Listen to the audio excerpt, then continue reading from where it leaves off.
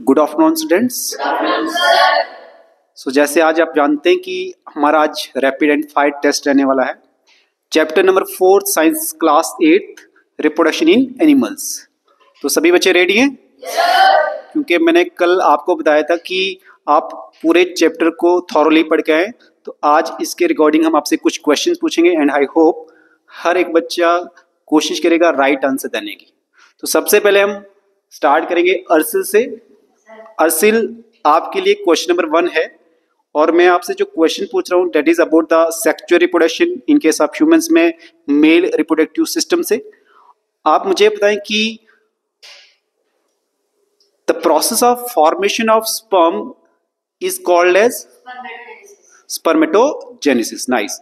अब मुझे बताएं जो ये स्पर्मेटोजेनेसिस का प्रोसेस होता है ये मेल रिप्रोडक्टिव सिस्टम के कौन से वाले पार्ट में होता है? और आप ये बता सकते हैं कि एक्चुअल में भी टेस्टिस में कौन से वाले पार्ट में? वेरी नाइस, सेमिनिफेरस ट्यूब्यूल्स में। ये बताएं कि जो टेस्टिस के अंदर स्पर्म बनता है ये हैप्लॉइड होता है या डिप्लॉइड होता है? आप मुझे बता सकते हैं कि व्हाट डज हैप्लॉइड मीन? आप ये बताएं कि वन सेट ऑफ क्रोमोसोम कहने का मतलब क्या है? यानी कि one set consist of how much chromosomes? 23। Nice. Sit down. Very nice. अब नेक्स्ट दानिश खड़ा हो जाएगा। दानिश, आपके लिए कुछ क्वेश्चंस हैं related the female reproductive system. आपको बताना है कि the process of formation of ovum is called, जोर से बोलो, ओजेनेसिस। Very nice. आप मुझे बताएं कि ये ओजेनेसिस का प्रोसेस फीमेल रिप्रोडक्टिव सिस्टम के कौन से वाले पार्ट में होता है? Ovary. Ovary as a primary sex organ है या सेकेंडरी सेक्स ऑर्गन है? Primary sex organ. Primary sex organ को एक और नाम से भी जानते हैं? Very nice, female gonad. आप मुझे बता सकते हैं कि दो मेन फंक्शन ओवरी के बता दीजिए। यस। और उन फीमेल सेक्स हार्मोन का भी नाम बता दीजिए। Very nice. आप मुझे बता सकते हैं कि प्रोजेस्टेरॉन को क्या हम प्रेगनेंसी हार्मोन के नाम से जानते हैं? Very nice. आप मुझे बताएं कि जो ओम या ओवा फॉर्म्ड होता है ओवरी के अंदर वो फीमेल गैमेट है या नहीं है? फीमेल गैमेट हैप्लॉइड होता है या डिप्लॉइड होता है? हैप्लॉइड होता है। हैप्लॉइड का मतलब क्या हुआ? One set of chromosome. One set of chromosome mean 23 chromosome. Very nice. Sit down. Next Nitish खड़े हो जाएगा। नीतीश, आपको हम जो क्वेश्चंस पूछने वाले हैं so the questions are related about the fertilization. आप क्या सिंपली फर्टिलाइजेशन को थोड़ा डिफाइन कर सकते हैं? And resulting in the formation of zygote. Very nice. आप मुझे ये बताएं कि फर्टिलाइजेशन का प्रोसेस फीमेल रिप्रोडक्टिव सिस्टम के कौन से वाले पार्ट में होता है? Ampulla region. Ampulla region female reproductive system का कौन सा किसका पार्ट है ये? फैलोपियन। क्या फैलोपियन ट्यूब का दूसरा नाम क्या है? ओविडक्ट। Very nice. और जो ये जाइगोट बना फ्यूजन के कारण ये हैप्लॉइड है या डिप्लॉइड है? Diploid. What does diploid mean? अच्छा, ये हमें थोड़ा समझाने की कोशिश करें कि एक्चुअल में अगर ये जाइगोट जो ये डिप्लॉइड है तो ये डिप्लॉइड कैसे बना?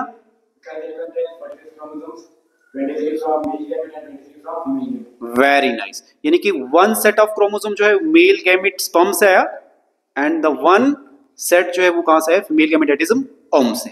यही कहना चाहते हो आप? Very nice. अच्छा, नेक्स्ट क्वेश्चन है, आपसे पूछ रहे हैं कि जाइगोट बनने के बाद जब जाइगोट बन जाता है उसके बाद जो नेक्स्ट स्टेप होता है वो क्या होता है? हाँ, तो एम्ब्रियो के फॉर्मेशन के लिए जाइगोट में क्या होता है? Cleavage. What does the cleavage mean? Zygote to form what? Very nice. आप मुझे थोड़ा मोरल स्टेजेस के नाम बता सकते हैं? अच्छा, मोरल स्टेज के बाद नेक्स्ट स्टेज कौन सी आती है? और आप मुझे बता सकते हैं कि ऐसी कौन सी वाली एम्ब्रियोनिक स्टेज होती है जिसका इम्प्लांटेशन होता है? ब्लास्टोसिस्ट कितने सेल स्टेज की होती है? 32 सेल स्टेज, 32 सेल स्टेज। अच्छा, ये इम्प्लांटेशन का प्रोसेस कहाँ पे होता है? यूट्रस की ऐसी कौन सी मेम्ब्रेन होती है जिसमें ये इम्प्लांटेशन होता है? Very nice, sit down. Next रोनम, आप खड़े हो जाए। देखो अभी तक मैंने जो क्वेश्चंस पूछे हैं, जो फर्स्ट बच्चे से मैंने पूछे थे related about the mail reproductive system, second में हमने फीमेल रिप्रोडक्टिव सिस्टम के बारे में बात की, उसके बाद मैंने फर्टिलाइजेशन के बारे में बात की। तो आपको भी हम जो क्वेश्चन यहाँ से पूछते हैं ये भी आपको रिलेटेड रहेंगे फर्टिलाइजेशन के। और इसमें हम जैसे इस चैप्टर में आपने पढ़ा होगा कि फर्टिलाइजेशन कितने टाइप की होती है फर्टिलाइजेशन, कौन कौन सी? What does internal fertilisation mean?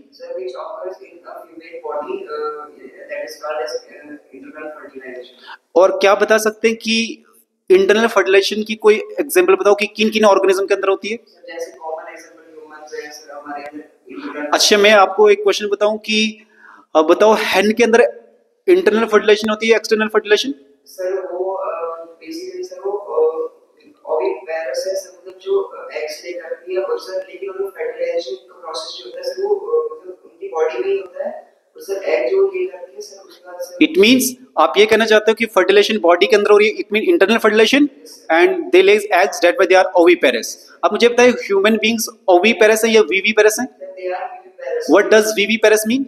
Sir these are basically structures which give birth to their young ones directly. Okay, यानी कि जो यंग वन को डायरेक्टली बर्थ देते हैं उन्हें विविपेरस बताते हैं। अच्छा, आप मुझे बताइए जो फ्रॉग है वो ओविपेरस है या विविपेरस है? Sir oviparous. ओविपेरस है, इट मींस वो एग लेज करते हैं किसमें? Sir in large. कहाँ पे? Sir water. और इसका मतलब है फर्टिलाइजेशन उनकी एक्सटर्नल होती है इंटरनल? Sir external. और फर्टिलाइजेशन कहाँ पे होगी? Sir external. Sir fertilization sir जहाँ पे एग्स ले करेंगे सर वहाँ पे मतलब मेल होगा फ्रॉग सर वहाँ पे आके, यानी कि वाटर में। ओके, आप मुझे बताएं फ्रॉग के लार्वा का नाम सुना है आपने? Yes sir. What is the name of larva of the frog? Sir larva sir tadpole. Very nice, sit down. Thank you sir.